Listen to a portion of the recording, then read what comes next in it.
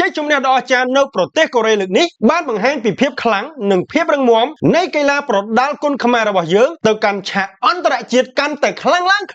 តោះសែមួយបងប្អូនដើម្បីគ្រប់គ្រងកីឡាករគុណខ្មែររបស់យើងទាំងអស់គ្នាកីឡាករគុណខ្មែររបស់យើងចេញទៅប្រកួតនៅប្រទេសកូរ៉េលើកនេះធ្វើបានល្អឥតខ្ចោះតែម្ដងទៅ6នាក់ឈ្នះទាំង6នាក់ពួកគាត់បានបង្ហាញសមត្ថភាពនិងបច្ចេកទេសប្រយុទ្ធក្បាច់គុណខ្មែរបានយ៉ាងល្អនៅលើទឹកដីប្រទេសកូរ៉េជាលទ្ធផលពួកគាត់បានយកឈ្នះទៅលើដៃគូប្រកួតទាំងអស់គ្នាតែម្ដងនេះហើយជាមោទនភាពដ៏អស្ចារ្យមួយសម្រាប់ប្រទេសកម្ពុជារបស់យើងជាពិសេសការប្រកួតរបស់ពួកគាត់ពោរពេញទៅដោយភាពក្លាហាននិងទំនុកចិត្តខ្ពស់បងប្អូនដែលទស្សនាផ្ទាល់នៅក្នុងព្រឹត្តិការណ៍នោះបានសរសើរយ៉ាងខ្លាំងចំពោះការប្រកួតអស្ចារ្យរបស់ពួកគាត់ដោយពួកគាត់បានផ្ដួលកីឡាករបរទេសឲ្យបោះបង់ការប្រកួត5នាក់និងឈ្នះដោយពិន្ទុម្នាក់ទី1ពេជ្រសង្ហៈយកឈ្នះកីឡាករចិនដោយពិន្ទុទី2ប៉ែនកាក់រាជសីប្រើប្រាស់ក្បាច់ជង្គង់គុណខ្មែរផ្ដួលកីឡាករកូរ៉េឲ្យបោះបង់ការប្រកួតនៅក្នុងទឹក2ទី3ខំនាគរាជប្រើប្រាស់កណ្ដាប់ដៃនិងកែងដ៏សាហាវផ្ដួលឲ្យកីឡាករកូរ៉េបោះបង់ការប្រកួតនៅក្នុងទឹក2ទី